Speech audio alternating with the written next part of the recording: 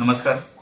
सातारा जिल्ह्यातील सर्व नागरिकांची तपासणी करून त्यामधून कुष्ठरोगांची जी शक्यता असलेले रुग्ण आहेत त्यांची शोध मोहीम आपण राबवणार आहोत.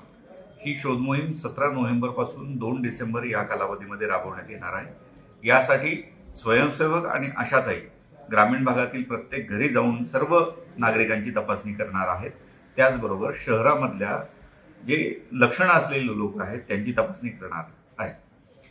माझी सर्व नागरिकांना विनंती आहे की हे शासकीय अधिकारी कर्मचारी आपल्या घरी ज्यावेळेस येतील त्यांना आपण सहकार्य केलं पाहिजे आणि आपल्यापैकी ज्यांना कोणाला लक्षणं असतील त्यांची स्वतंत्रपणे चौकशी करण्यात येणार आहे किंवा त्यांची तपासणी करण्यात येणार आहे व त्या माध्यमातून सर्व कुष्ठरोग असलेले नागरिक हे आपण निदान करणार आहोत.